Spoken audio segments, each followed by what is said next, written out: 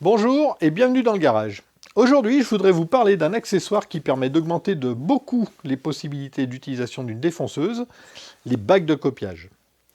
Avant de commencer, je pars du principe que vous savez ce qu'est une défonceuse. Si ce n'est pas le cas, vous n'allez pas comprendre grand-chose de ce que je vais dire, et ça serait dommage. D'abord parce que vous allez avoir l'impression de perdre votre temps et que vous serez déçu de la qualité déplorable des vidéos de cette chaîne, où on ne comprend rien, c'est moche. Mais surtout, vous passerez à côté de cet outil formidable qu'est une défonceuse, et ça, c'est pas tolérable. Donc allez combler vos lacunes avec cette vidéo-là, et pensez à revenir par ici après. D'abord, qu'est-ce que c'est qu'une bague de copiage et à quoi ça sert? En bref, c'est un guide. C'est une bague métallique qui se fixe sous la défonceuse et qui entoure la fraise. On va déplacer la défonceuse en plaquant cette bague contre un gabarit, ce qui va permettre de recopier la forme qu'on veut, même des formes complexes. Et ça a plein d'avantages. Le premier, c'est que ça démultiplie les possibilités de la défonceuse. Avec une défonceuse et ses accessoires livrés de série, on peut se guider seulement pour défoncer des droites ou des arcs de cercle. Avec des bagues de copiage, on peut reproduire pratiquement n'importe quelle forme. C'est le même principe qu'une fraise équipée de roulement qui, elle aussi, va pouvoir suivre un gabarit. Mais avec une bague de copiage, on peut utiliser n'importe quelle fraise de n'importe quel profil. Mais il y a des limites, enfin tout du moins il y a des particularités à connaître dont il faut tenir compte. Puisque la bague entoure la fraise, la bague a donc forcément un rayon plus grand que celui de la fraise. C'est logique, sinon on casse tout. Et au passage, quand on parle du rayon ou du diamètre d'une bague à copier, on parle des dimensions extérieures, puisque c'est cette face-là qui va s'appuyer sur le gabarit. Il faut donc prendre en compte l'écart qu'il y a entre la périphérie de la fraise et la périphérie de la bague à copier. En fait, une bague ne copie pas exactement une forme, justement à cause de cet écart-là entre la fraise et l'extérieur de la bague. Regardez ce que ça donne sur ces deux exemples.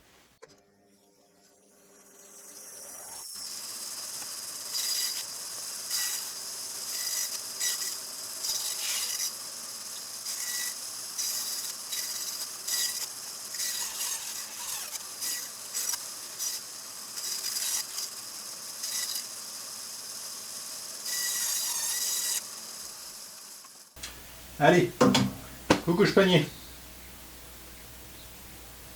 Voilà, c'est bien. Donc pour l'exemple, j'ai monté une grande bague et une petite fraise pour qu'on voit la différence. Donc petite fraise de 10 mm et une grande bague qui fait 30 mm. Pour le premier exemple, on va suivre des formes géométriques. On a des angles droits ici, un angle à 45 degrés là. Allez, c'est parti.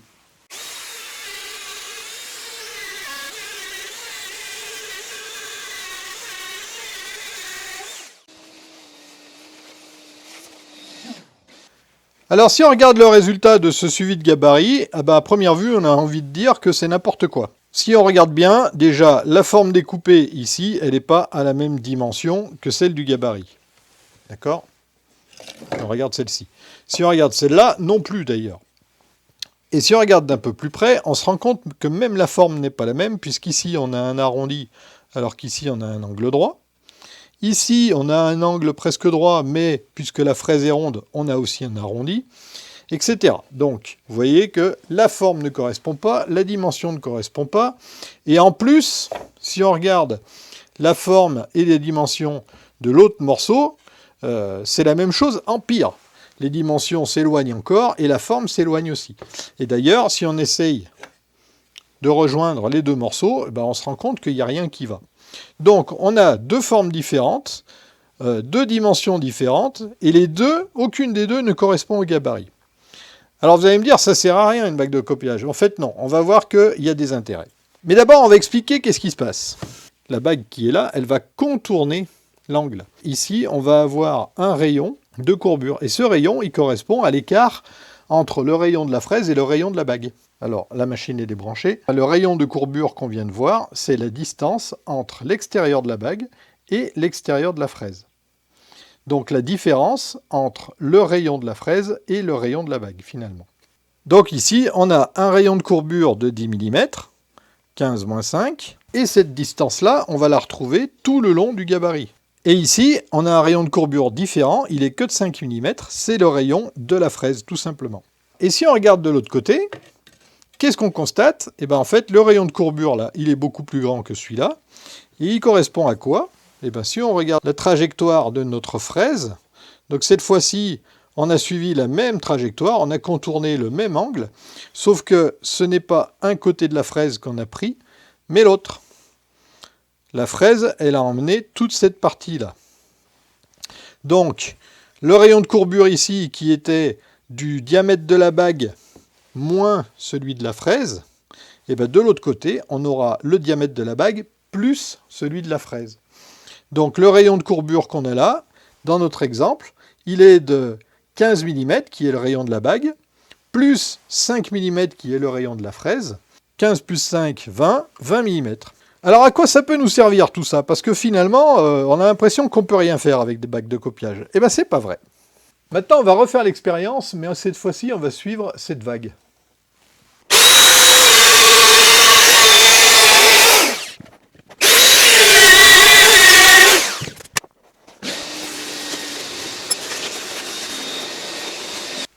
Donc là, c'est sans surprise, on a l'impression que ça ressemble, mais c'est pas du tout la même chose, pour les mêmes raisons que tout à l'heure. Ici, on a un rayon de courbure qui est variable. Ici, on a le même rayon de courbure, sauf qu'à ce rayon-là, on y ajoute le rayon de la bague moins le rayon de la fraise. Et celui-ci, c'est le même rayon de courbure que celui-là, sauf qu'on y ajoute le rayon de la bague plus le rayon de la fraise. Donc au final, on a 3 trajectoires qui se ressemblent, mais qui ne sont pas les mêmes. Et on n'a aucune pièce qui colle parfaitement avec l'autre. Donc en conclusion, les dimensions et les rayons de courbure qu'on obtient en suivant un gabarit dépendent tous des rayons de la bague et de la fraise, ou seulement de la fraise. Et vous allez me dire, ça ne nous avance pas à grand chose, mais si, vous allez voir un peu plus tard dans la vidéo qu'on peut exploiter ça à notre avantage. Alors vous allez vous poser la question, pourquoi utiliser des bagues à copier alors qu'une fraise à roulement ferait mieux le même travail puisqu'elle recopie exactement un profil? Le roulement va longer le gabarit et la partie découpée sera bien prolongée sur le gabarit. Et bien d'abord, toutes les fraises n'ont pas de roulement et la plupart de celles qui en ont sont des fraises droites. Avec une bague de copiage, on peut par exemple utiliser une queue d'aronde. Un autre avantage des bagues de copiage par rapport aux fraises à roulement, la profondeur de fraisage est réglable. La fraise à roulement, elle doit être en appui contre un gabarit. Donc en général, un gabarit c'est rarement épais. Un gabarit plus épais coûterait plus cher, limiterait la profondeur de fraisage, puisqu'il s'intercale entre la défonceuse et la pièce à usiner, et ça serait plus compliqué à fabriquer, parce qu'il faut que les parois du gabarit soient strictement verticales. Donc la bague de copiage et la fraise, elles sont indépendantes. On peut monter ou descendre la fraise comme on veut. Et la bague de copiage sera toujours juste sous la semelle de la défonceuse, donc on n'a pas besoin d'un gabarit épais. Bon, c'est pas mal déjà comme avantage, mais je sens que vous voulez mieux. Vous voulez mieux? Ok. On va parler du fraisage d'inclusion. Ça, on peut le faire qu'avec des bagues de copiage, les fraises à roulement pourront rien pour vous. Le fraisage d'inclusion, c'est une technique qui permet d'inclure une pièce de presque n'importe quelle forme dans un trou d'exactement la même forme. Donc c'est très utilisé par exemple pour inclure des pièces plutôt sombres, par exemple du noyer, dans de l'érable. Ça contraste très bien, c'est très joli et ça marche plutôt pas mal. Donc je vais vous faire une démo, je vais découper un gabarit avec un rond, par exemple. On pourrait prendre n'importe quelle forme, mais ça va simplifier la démo et surtout ça va simplifier les explications et la compréhension.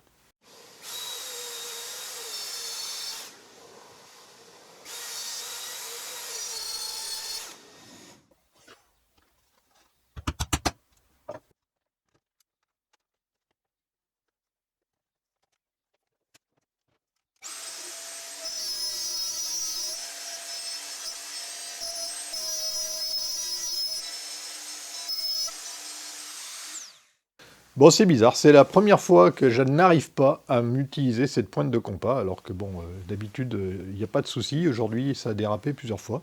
Et ben, c'est pas grave, c'était l'occasion de tester le système Triton, qui fonctionne avec une pointe, tout simplement, et c'est drôlement efficace. Alors, on sait d'expérience que la pièce à découper n'aura pas les mêmes dimensions que le gabarit, à cause de la différence de rayon des bagues et de la fraise. La partie sous le gabarit sera découpée d'un rond du rayon du gabarit, moins le rayon de la bague, plus le rayon de la fraise. Je le note là. Et la partie détachée, elle, sera encore plus petite. Ça sera un rond du rayon du gabarit, moins le rayon de la bague, moins le rayon de la fraise. Je le note aussi là. Si j'utilise la même bague et la même fraise, j'ai pas ce que je veux parce que les deux formes s'emboîtent, mais il y a une différence de taille entre les deux qui est exactement le diamètre de la fraise. C'est ce qu'on a constaté.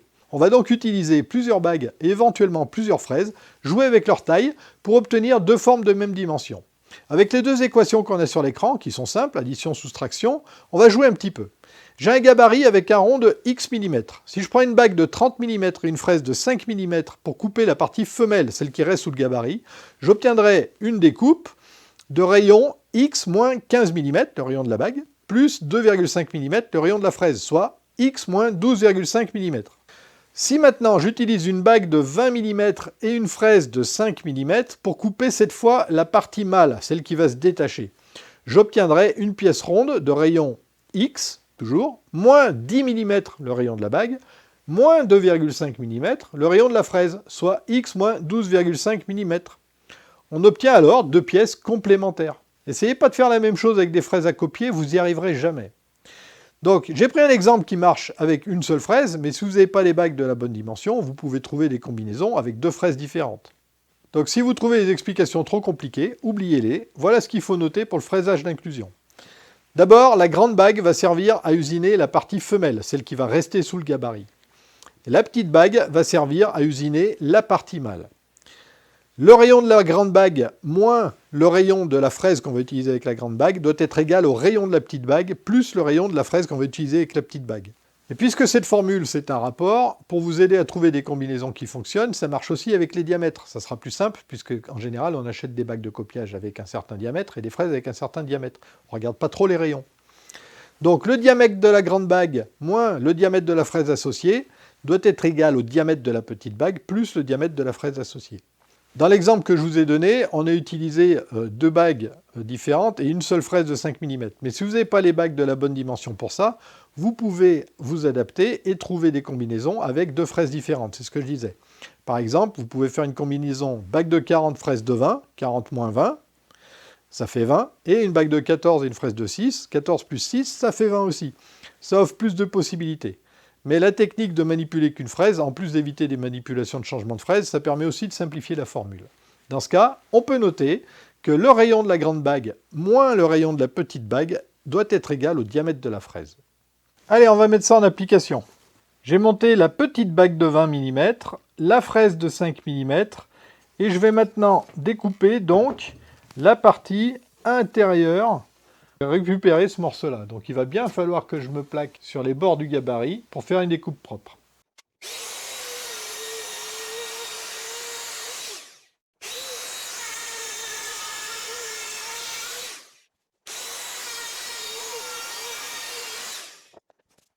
Et voilà, maintenant je garde ma fraise, mais je change la bague de 20.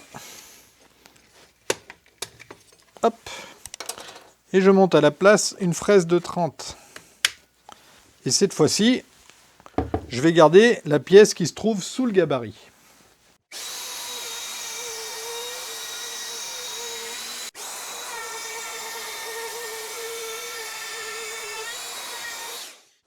Alors voilà ce que ça donne.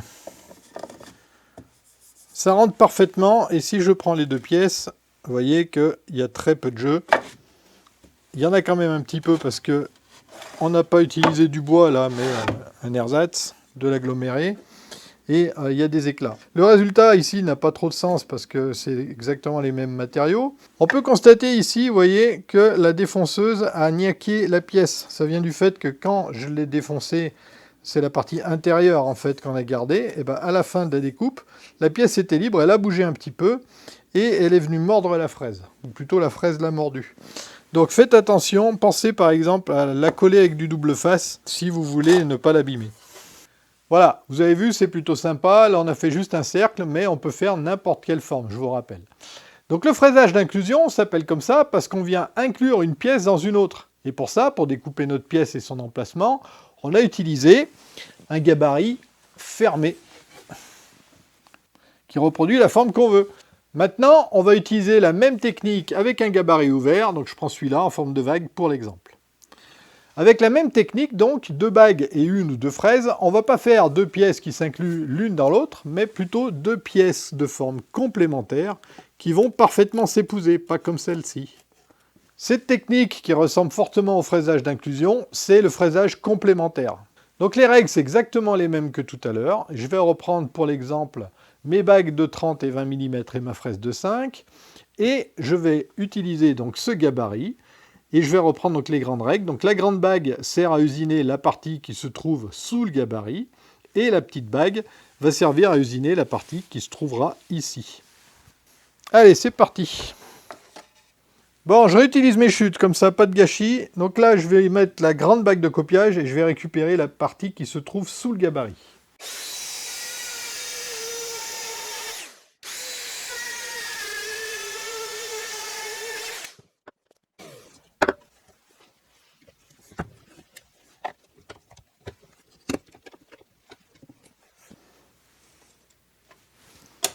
On passe à 20 mm.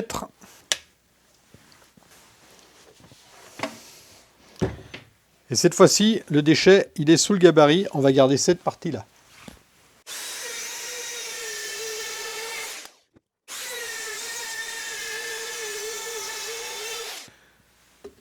Alors, on va voir le résultat. Donc, encore une fois, faites pas attention aux éclats. Et voilà. Donc, on a deux formes qui ne sont pas celles du gabarit, mais qui sont tout à fait complémentaires. Et voilà comment mélanger deux essences de bois pour faire des jolis motifs. Donc vous voyez, la technique est absolument la même, et en fait le fraisage d'inclusion, c'est un cas particulier de fraisage complémentaire. Un autre cas de figure très utile, j'en ai parlé dans les vidéos précédentes, le gabarit pour défonceuse, qui permet d'usiner des poches ou des découpes rectangulaires sans avoir à faire un gabarit de taille différente à chaque fois. Donc si vous ne connaissez pas, je vous invite à voir la vidéo précédente qui s'affiche ici. Donc comme vous le voyez, les bagues de copiage permettent vraiment d'augmenter de beaucoup les possibilités d'utilisation d'une défonceuse, outil qui est déjà très polyvalent. Alors malheureusement, les constructeurs de défonceuses ne fournissent pas de série un jeu de bagues avec cet outil. Au mieux, ils en fournissent une seule, c'est vraiment dommage. En plus, les bagues sont en général chères et leur système de fixation n'est pas normé. Chaque marque a ses bagues propriétaires et même d'un modèle à l'autre, d'une même marque, il arrive que les bagues ne soient pas compatibles. Alors pour ma part, j'ai acheté une embase universelle que vous m'avez vu utiliser et elle est fournie avec 8 bagues à copier de marque Milescraft. Donc ça a l'avantage de se monter sur la plupart des défonceuses et du coup le kit peut servir si vous avez plusieurs défonceuses ou si vous en changez. Dans ce cas-là, pas besoin de racheter des bagues de copiage. Autre avantage, le kit ne coûte que 25 €. Chez certains constructeurs, pour ce prix-là, vous avez une ou deux bagues de copiage. Les inconvénients de ce modèle, par contre, c'est que sur les 8 bagues, vous n'en avez que 4 au système métrique. 17, 20, 24 et 30 mm. Mais c'est déjà pas mal, et vous pouvez déjà faire du fraisage complémentaire. Et en plus, si vous rajoutez 35 €, vous pouvez acheter 8 bagues supplémentaires en métrique. Mais là encore, c'est con, dans les 8, il y en a 4 que vous avez déjà. Donc vous aurez alors 8 mm, 13, 17, 20, 24, 27 et 30. Donc, parmi les limitations, on ne peut pas avoir d'autres dimensions que celle-là. D'autres marques comme Trent, par exemple, proposent une embase universelle avec plus de choix de bagues, mais on n'est pas du tout dans le même tarif. Donc, à vous de voir. Voilà, c'est tout pour cette fois-ci. Donc, mettez-moi dans les commentaires si vous pensez à d'autres utilisations des bagues de copiage. Si vous ne trouvez pas que je parle trop, alors pensez à vous abonner. Likez si cette vidéo vous a plu. Et si vous en avez marre de mater YouTube, filez à l'atelier et allez bricoler. Je vous souhaite de bons bricolages et je vous dis à très bientôt dans le garage. Allez, salut, à la prochaine fois.